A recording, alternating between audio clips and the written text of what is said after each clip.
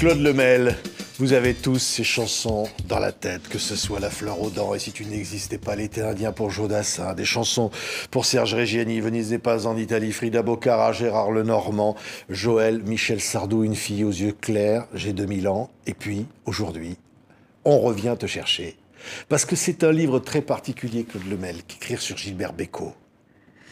Oui, c'est à l'occasion du 20e anniversaire de sa disparition, puisqu'il nous a quittés le 18 décembre 2001.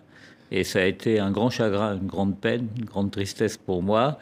Et on avait vraiment envie, avec Jacques Pessis, mon collaborateur, on a écrit ce livre à quatre mains, de le remettre dans la lumière.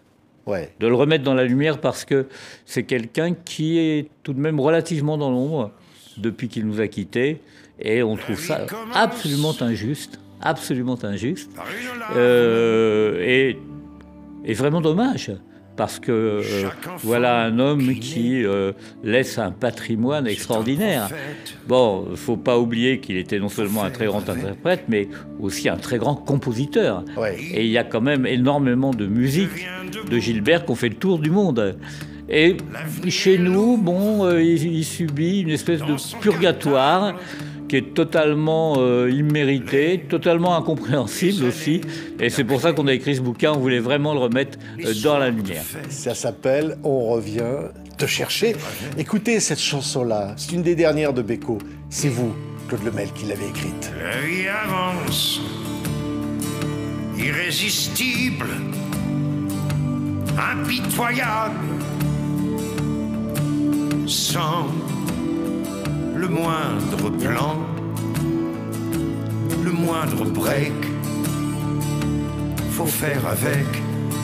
Et là, dans cette chanson-là, Claude, Passe, vous racontez la vie, au fond, et les coups durs, et la maladie. Et Bécaud, il est là, debout toujours. C'est la vie de tout le monde, et évidemment, en particulier la sienne, puisqu'évidemment, l'avant-dernier couplet dit cette chose très dure, mais qu'il a assumé complètement. On peut pourtant défier le temps en regardant la mort en face, puis sans un cri, payer le prix des cigarettes. Il faut faire avec. C'est ça. Et c'est de ça dont il va malheureusement mourir. Oui, il a payé le prix des cigarettes, oui, absolument. Ouais. Mais jusqu'au bout, il a chanté, malgré la douleur, vous le racontez.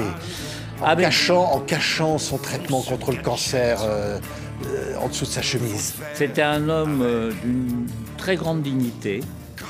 C'était un homme debout. C'était un homme droit, un homme debout. Et effectivement, tant qu'il a pu, tant qu'il a eu la force, il a chanté.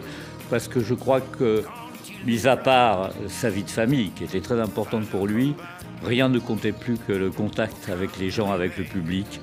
C'est ce qu'il dressait toujours, même vers la fin, contre la mort. Ouais. Oui.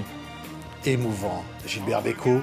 On a entendu sa voix pendant le Covid, quand il chantait « Je reviens te chercher ». Absolument. Ça symbolisait les retrouvailles qu'on espérait tous et la voix chaleureuse de Bécaud. Oui, il incarne la vie pour moi. Il incarne la vie. Et sa voix incarne la vie aussi. C'est dans le bouquin, je l'appelle vivant majuscule, et je crois que c'est vrai. J'ai jamais rencontré chez personne, et j'ai quand même travaillé avec beaucoup de gens, de femmes et d'hommes. Et bon, certains étaient des gens resplendissants, flamboyants, mais une énergie vitale pareille, franchement, non, ça j'ai jamais vu. Ouais, écoutez ça. tous les deux, on s'est fait la guerre. Tous les deux, on s'est pillé, volé, ruiné. Qui a gagné, qui a perdu, on n'en sait rien, on ne sait plus. Quelle voix! Il faut dire que Bécaud a des standards. Oui, Ils vont absolument. dans le monde entier. C'est le chanteur qui va être diffusé dans le monde entier. Par exemple, on va entendre Je t'appartiens, qui va être repris partout par les plus grands. Ah bah oui, c'est une chanson qui a eu vraiment un destin international. avec un très bon texte anglais, d'ailleurs, Let It Be Me, et qui a été chanté par des dizaines et des dizaines d'artistes. Ouais. Les plus grands ont eu envie de se frotter à l'univers de ce chanteur français. Ouais. Ouais. Mais parce que les musiques étaient très porteuses et que ce sont des musiques que, quand on a le moindre brin de voix, qu'on a envie de porter, de chanter, quoi. Et il m'avait raconté, Pierre Delano est l'auteur de la chanson, m'avait raconté une anecdote, alors je ne sais pas si elle est vraie, mais je vous la livre telle que Pierre me l'avait racontée. Il s'était fâché, Bécaud et lui. Bon, il faut dire que Pierre s'est fâché provisoirement à peu près avec tout le monde. Bon, mais ça avait été très grave. Enfin, Pierre m'avait même dit qu'ils avaient failli en arriver aux mains. Bon, et puis un jour, Bécaud l'appelle en lui disant « Bon, bah écoute, il paraît que c'est toujours le plus intelligent des deux qui fait le premier pas. Alors, je t'appelle et puis on va se réconcilier. Je te joue une musique au piano par téléphone et tu vas me faire le texte. » Et c'était, selon Pierre, bon, j'étais pas là, c'était « Je t'appartiens ». Écoutez ça. Voilà, c'était la fin de la chanson « Je t'appartiens ». Ouais. Pour te satisfaire, patron de la terre, sur mon chemin. Des chansons comme ça, presque religieuses. Alors, il va chanter pour le général, il va y aller sur des sujets de société. Par exemple, tiens, une chanson, L'Indifférence.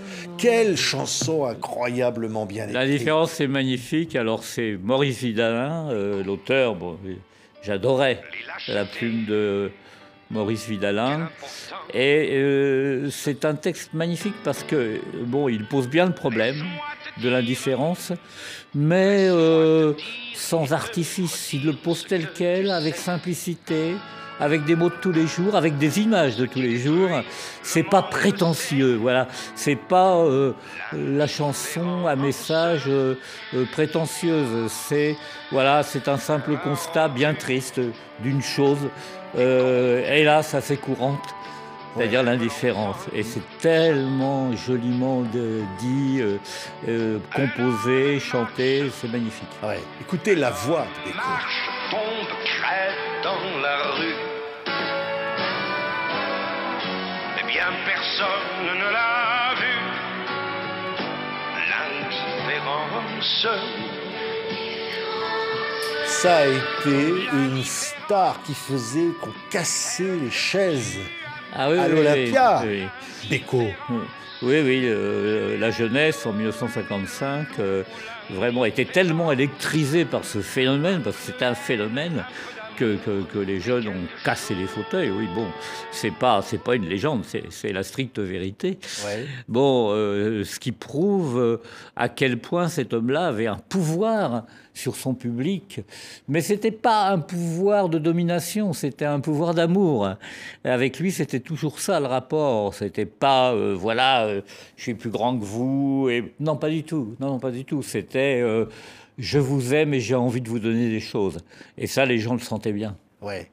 Quand tu danses. Ça, cette chanson que j'adore, c'est une performance inouïe dans la chanson de l'époque. Cette accélération, c'est presque du rock'n'roll. Ça commence doucement, ça enflamme tout. Aujourd'hui, on sait très bien qu'un certain nombre de rappeurs font des espèces de concours à qui aura le débit le plus rapide. Bon, ça tient un peu de ça déjà quand tu danses. Hein. Écoutez. Ça va très très vite. Je sens la vie qui va. Et je pense que jamais tu ne devrais t'arrêter de danser. Alors danse devant moi, je t'en supplie, n'arrête pas. J'ai besoin ce soir de tout oublier. J'ai besoin de te regarder danser.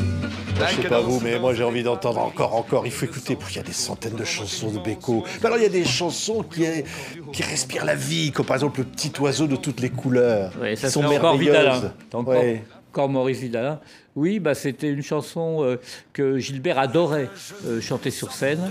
Et quand il la chantait sur scène, il se baladait de musicien en musicien. Ça lui permettait de faire un numéro de scène formidable parce que c'était un homme de scène prodigieux. Les deux performances les plus extraordinaires que j'ai jamais vues sur la scène, pour les Français, je veux dire, évidemment, c'était Bécaud et Brel, quoi. Bon, incontestablement. Beko sur scène, c'était merveilleux. Bon, je plains évidemment tous ceux qui sont nés après nous. Et bon, alors, tant mieux pour eux, ils sont jeunes. Mais c'est dommage qu'ils n'aient pas vu Beko. Ouais. Et alors Brel, d'ailleurs, sur son dernier album, une chanson qui s'appelle Orly, en référence à la chanson de Beko, Dimanche à Orly, dira que c'est triste, Orly, le dimanche avec ou sans Beko. Oui, absolument, oui. Bon, je ne sais pas comment ils s'entendaient. Beko, je sais qu'il avait eu envie d'écrire une chanson avec Brel. Et bon, ils s'étaient vus quelquefois. Ils avaient commencé, mais ça n'a pas forcément fonctionné. Je ne sais pas si les deux personnalités étaient vraiment compatibles. Mais en tout cas, bon, Beko m'avait raconté qu'ils s'étaient retrouvés un matin, tous les deux, après une nuit très arrosée, au bar romain, et qu'ils s'étaient levés avec une grosse gueule de bois, l'un comme l'autre. Ouais. Vous commencez le bouquin avec Jacques Pessis, donc, sur cette histoire. Un jour, il se fait piéger pour un type sur une émission de télévision qui va gâcher la fin de sa vie et la fin de sa carrière, qui va lui faire une sale réputation, parce que le type fait semblant de le confondre avec un autre, et Beko s'énerve, hein, et alors qu'il était stressé pour une soirée particulière. Beko avait le trac, hein, c'est incontestable ça. Bon, alors c'est Jacques qui raconte ça dans sa partie, puisqu'on a écrit chacun notre partie. Jacques Pessis, une partie plus journalistique, moi une partie plus intime, puisque bon, j'ai eu la chance de travailler beaucoup avec Gilbert et donc de vivre sa vie de famille, hein, parce que j'allais travailler chez lui plusieurs jours d'affilée. Bon, et c'est Jacques qui raconte ça.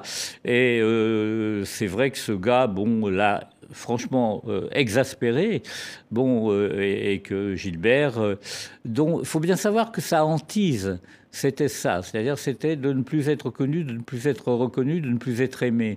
Alors le fait que quelqu'un le confonde avec, je crois, un présentateur du journal télévisé, pour lui, c'était un cauchemar. Oui. C'était comme s'il le type le poursuivait, il avait poursuivi dans sa loge, partout. Oui. Bah, il a vraiment insisté. Bon, alors je dirais pas qu'il l'a bien mérité, mais enfin tout de même. Bon, faut se mettre à la place de Beko. avait dit, je lui donne rendez-vous, je veux m'excuser, et qu'il me donne à son tour une baffe. Oui, parce que Beko était quelqu'un de très gentil, et quelque part, il devait regretter ce geste, mais en même temps, le gars, franchement, il l'avait cherché. Et encore une fois, il faut bien savoir, il faut essayer de se mettre à la place des gens aussi. Gilbert était hanté par ça. Pour lui, c'était...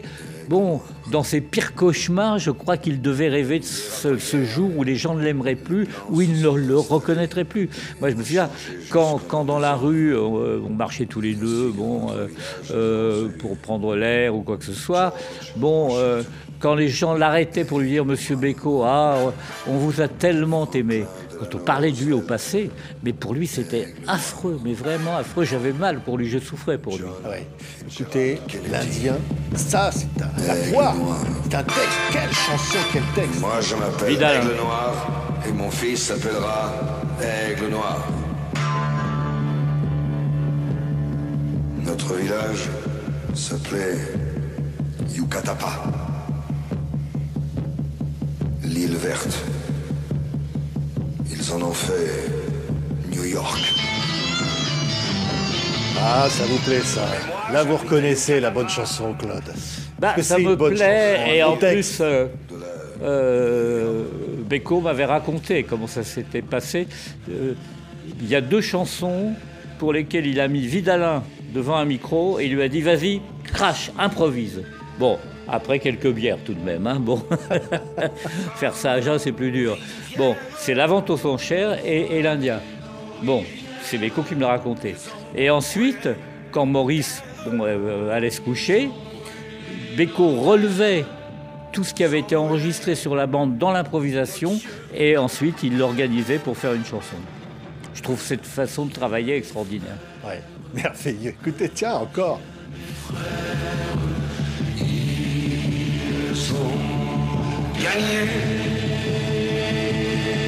C'est vrai.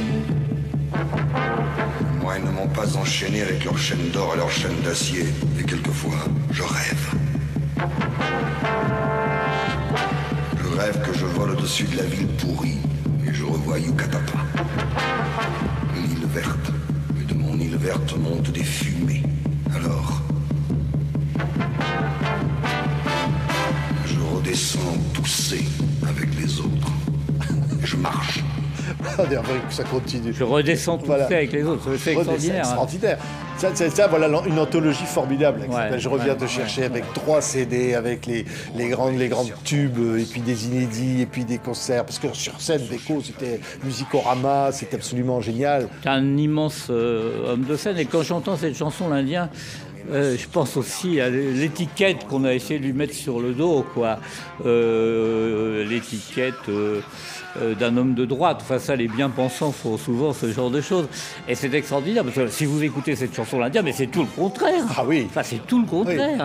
C'est une chanson très engagée, et c'est une chanson extrêmement généreuse, et prendre position pour les Indiens en disant que, New York, maintenant, sans la merde et qu'on s'y asphyxie, c'est fort, quoi. Ouais. Et notre chanson va s'appeler Mustapha Dupont. Oui, absolument. Il a eu le prix de la Lycra. Hein. Prix de la Lycra, où il dit « Tu as les couleurs de l'équipe de France ouais. ». En parlant ça, les couleurs de l'équipe de France. Oui. Bah oui, et ça, c'est de Delanoë, tout de même. Ouais. Bon. Ah oui, en plus, ouais. Ce qui est fou, c'est quand même que Gilbert, il n'est pas mort. Parce que les poètes, comme il le chantait, ne meurent pas. La musique, la bonne musique, les beaux textes, ceux qui parlent aux gens de leur vie, de la vie. Comme disait Rodagil dans une chanson pour Julien Clerc, la radio donne enfin des nouvelles et nous parle enfin un peu de toi. Voilà. Eh bien, Beko, à travers ses chansons, il ne nous parle pas de lui comme le font trop souvent les gens. C'est pas autobiographique, les chansons de Beko. Les chansons de Beko concernent tout le monde et sont généreuses. Voilà. C'est notre vie à nous tous. Merci. Il n'est pas mort. On revient le chercher. Il faut écouter Gilbert Beko. Moi, j'ai eu la chance de l'interviewer plusieurs fois. Je peux le dire, en témoigner, il était d'une gentillesse absolument incroyable, d'une chaleur humaine. Il vous tutoyait tout de suite. Tout le contraire de l'image qu'on essaye de véhiculer. Et c'était vraiment un homme, oui, comme vous le dites, très bon et très simple. Très simple. Ouais. Pas du tout star, mais alors pas du tout. Il n'était star que sur scène. Ouais, voilà. Et quel talent! Bon sang, quelle centaine de chansons inoubliables. Faut écouter Gilbert Beko. Quel talent et quel bosseur. Ouais. Parce que le talent sans boulot, c'est pas grand-chose. Mais c'est un travailleur infatigable. Quand il travaillait dans le cadre de sa passion, et la musique était sa passion, il était incouchable. C'est beau, votre témoignage. Claude Lemel, Beko, on revient te chercher à l'Archipel et puis l'anthologie en 3 CD, on se quitte avec Gilbert. Claude Lemel et Jacques Pessis.